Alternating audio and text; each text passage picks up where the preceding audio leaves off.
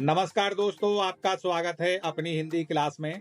आज मैं कक्षा 8 की हिंदी की पाठ्य पुस्तक वसंत भाग 3 में आने वाले पाठ पानी की कहानी के बारे में बताऊंगा, जिसके लेखक रामचंद्र तिवारी जी हैं। कहानी के इस अंश में कहानीकार रामचंद्र तिवारी ने ओस की एक बूंद के साथ वार्तालाप के माध्यम से यह स्पष्ट किया है कि वृक्ष केवल जमीन के ऊपर ही नहीं होते, वे भूमि के नीचे भी काफी दूर तक जड़ों के रूप में फैले हुए होते हैं। छोटी बड़ी जड़ें जल कणों को जमीन के अंदर खींच लेती हैं। ओस कण और पानी की बूंदें भूमि के खनिजों से मिलकर पेड़ पौधों के जीवन का आधार बनाती हैं। कहानी के इस अंश में कहानीकार ने बूंद की बदलती स्थिति के माध्यम से यह स्पष्ट किया है कि सूर्य हमारी शक्ति का आधार है। हाइड्रोजन व ऑक्सीजन गैसें भी सूर्यमंडल में लपटों के रूप में विद्यमान रहती हैं। इसी कारण अनेक ग्रह और उपग्रह बने हैं। एक दिन प्रचंड प्रकाश पिंड सूर्य की ओर तेजी से बढ़ा। उसके प्रभाव से सूर्य का एक भाग टूटा। यह भाग उसका खिंचाव संभालने में असमर्थ हो गया और कई टुकड़ों में बंट गया। यह पृथ्वी कभी उन्हीं हिस्सों में से एक है। यह शुरू में आग का एक गोला थी। लपटों से पानी का रूप कैसे हुआ, यह रोचक तथ्य इस अंश में प्रस्तुत किया गया।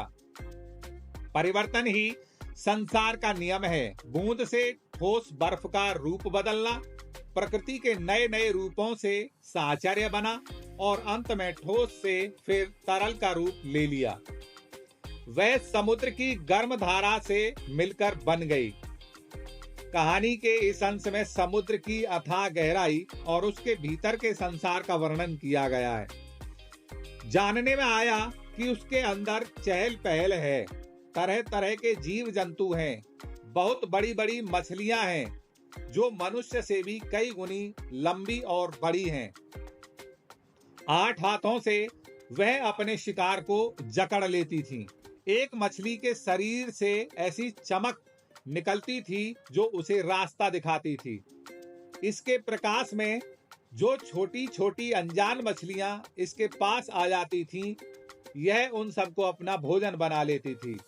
समुद्र की ओर गहराई में जाकर देखने से पता चला कि वहां एक जंगल भी है, पहाड़ियां भी हैं और घाटियां भी हैं। ओस की वह बूंद अब ऊपर आने की इच्छा कर रही थी, परंतु 3 मील मोटी पानी की तह को पार कर पाना उसके लिए संभव नहीं था।